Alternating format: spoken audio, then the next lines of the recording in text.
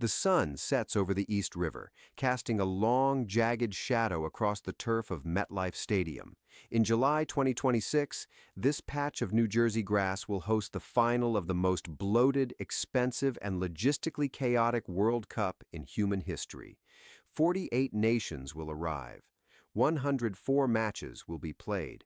Thousands of miles of travel will be logged across 3 countries. FIFA calls it the inclusive era. The spreadsheets tell a much darker story. They suggest the expansion is a distraction. The math is cold. The numbers are final. Beneath the noise of 48 flags, only 5 teams actually exist. To understand why, we have to look past the marketing. We have to look at the data of exhaustion. The 2026 World Cup is a mathematical gauntlet. It is a tournament designed for depth, not just talent. For years, we have been told that anyone can win on their day. That is a lie. In the modern game, their day is bought with billion-euro squads and medical departments that function like NASA. We analyzed every team, every metric, and every historical trend. The result is a narrow, elite circle. This isn't about hope. It is about the brutal reality of high-performance physics. Let's start with the defending champions, Argentina. In Qatar, they produced a narrative that felt scripted by a higher power, a 35-year-old Lionel Messi finally touching the gold. But narrative doesn't win back-to-back titles. History does not care about your fairy tale. No country has won consecutive World Cups since Brazil in 1962. That is 64 years of statistical failure for every defending champion. Argentina enters 2026 with a squad that is fundamentally older, slower, and more reliant on a legend who will be 38 years old. Messi has not played a full, grueling competitive season since he left the pressures of Paris. His fitness is no longer a given. It is a calculation. The numbers suggest a decline in mobility. In 2022, Messi's walking metrics were a tactical choice. In 2026, they may be a physical necessity. Angel Di Maria is gone. The man who provided the outlet, the pace, and the clinical finish in the Qatar final has retired from the international stage. You do not simply replace a player of that profile. You rearrange the furniture and hope the roof doesn't leak. The core is still elite. Julian Alvarez is 24, a pressing machine at the peak of his powers. Enzo Fernandez and Alexis Mac Allister provide a midfield technicality that is almost unrivaled, but the burden on them is now doubled. Coach Lionel Scaloni is a master of tactical flexibility. He has won 2 Copa Americas and a World Cup by being a pragmatist. He knows how to protect Messi, but protecting one player in a 48-team tournament that lasts 6 weeks is a different equation. The travel alone across North America will punish an aging squad. Argentina is 5th on this list because of their floor, not their ceiling. They are too good to fail early, but they are too old to be the favorites.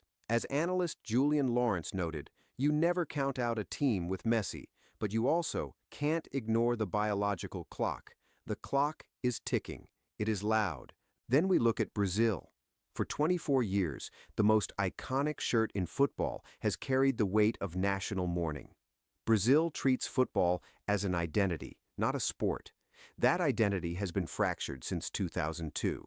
However, the data for 2026 shows a shift in the structural integrity of the team. For the first time in a generation, Brazil has prioritized the how over the who. By bringing in Carlo Ancelotti, the man who has mastered the Champions League 5 times, Brazil has opted for the ultimate tournament specialist. Ancelotti does not build systems. He builds environments where stars don't collide. The statistical proof is in their qualifying run, 8 wins from 12 matches. It wasn't always the yoga bonito the fans crave. It was effective. It was disciplined. The Athletic's Dermot Corrigan pointed out that Ancelotti has finally given Brazil defensive discipline without killing their soul. But the soul of this team is currently in a state of flux. Vinicius Jr. is arguably the most dangerous attacker on the planet. His pace is a weapon of mass destruction in the wide open spaces of American stadiums. But he needs a foil. He needs a center. That brings us to the Neymar question. He is 32. He has been broken by injuries for years. He is currently playing in a way that suggests he is fighting his own body as much as the opposition. If Neymar is 70% of his former self, he is a creator. If he is less, he is a passenger. Brazil's wingback positions also remain a statistical red flag. Gabriel and Eder Militao are titans in the center, but the flanks are vulnerable to the high-intensity transitions of European sides. Brazil is a team of incredible peaks and worrying troughs. They are here because their talent pool is a deep ocean, but even oceans can be mapped. History is a ghost that haunts Portugal. Specifically, it haunts a 41-year-old man named Cristiano Ronaldo. No outfield player has ever played in 6 World Cups. It is a feat of vanity and vitality in equal measure. But the numbers tell a story that Ronaldo might not want to hear. Portugal's best performances in the last 24 months have often come when the system isn't forced to funnel every ball toward one man. This is the strongest Portuguese squad in history. It is a billion-euro collection of talent that no longer needs a savior. Look at the spine. Diogo Costa in goal is the future of the position. Ruben Dias is the defensive standard-bearer. Then there is the midfield. Bruno Fernandes has 30 assists in his last 40 international matches. He is the true engine. Alongside him, the 20-year-old João Neves and the metronomic Vitinha represent a technical shift. They don't just play football, they control it. Portugal won the Nations League in 2025. They beat Germany, they beat Spain, they topped their qualifying group while conceding only twice. These are the metrics of a champion. But there is a shadow over this team. In July 2025, Diogo Jota was lost in a tragic accident. The squad is playing with a specific, quiet sadness. Grief can be a weight, or it can be a fuel. In tournament football, emotional narratives often bridge the gap when the legs get tired. Portugal has reached the quarterfinals repeatedly, only to crumble under the pressure of the moment. They have the talent, they have the depth, they have the motivation, but they also have the Ronaldo paradox. Can a team move into the future while its greatest ever player is still standing in the center of the frame? The data doesn't just predict the winner, it reveals the systemic inequality of the modern game. We see this most clearly with Spain. If you look at the control metrics, possession, pass completion in the final third, and recovery time, Spain is the best team in the world. They won Euro 2024 by suffocating the best teams in Europe. They didn't just win, they made giants look like children. In qualification for 2026, they were perfect. 10 wins, 36 goals scored, only 4 conceded. The centerpiece of this statistical anomaly is Lamine Yamal. By the time the final kicks off in New York, he will be 18. He is already playing with the composure of a man with 3 careers behind him. A 91st-minute goal in a European semi-final at the age of 16 isn't just talent. It's a glitch in the matrix. With Nico Williams on the other flank, Spain possesses the most direct, terrifying wide duo in the tournament. They don't just pass you to death anymore. They run you into the ground. In the center, they have Rodri. He is the 2024 Ballon d'Or winner for a reason. He is the only player in world football who can dictate the temperature of a game without ever breaking a sweat. When Rodri plays, Spain does not lose. It is a statistical near certainty. However, the numbers don't lie approach reveals one glaring weakness: the lack of a traditional number 9. Spain plays a false 9 system that relies on midfielders and wingers to provide the goals. In a World Cup knockout game, when the spaces tighten and the clock hits 80 minutes, sometimes you just need a poacher. Spain doesn't have one. They have a system. Systems are beautiful until they meet a brick wall. This brings us to the final boss of international football: France. When you map out the depth chart of the French national team, it ceases to look like a squad and starts to look like an empire. France has reached 3 of the last 4 major finals they've entered. They don't just participate, they colonize the latter stages of tournaments. The reason is simple. They are the only nation that can lose 3 world-class players to injury and replace them with 3 more world-class players without changing their tactical setup. Kylian Mbappe is 27. He is at the absolute zenith of his physical and technical powers. He is the top scorer in Real Madrid's modern history. He is a man who scored a hat trick in a World Cup final and still lost. That kind of trauma creates a monster. But Mbappe is just the tip of the spear. The real strength of France is in the unseen positions. William Saliba and Dayot Upamecano form a defensive partnership that feels like a fortress. In goal, Mike Maignan has spent 2 years proving he is the rightful heir to the elite tier of goalkeeping. The criticism of France is always the same. Didier Deschamps is too conservative. He has the most expensive Ferrari in the world, and he drives it at the speed limit.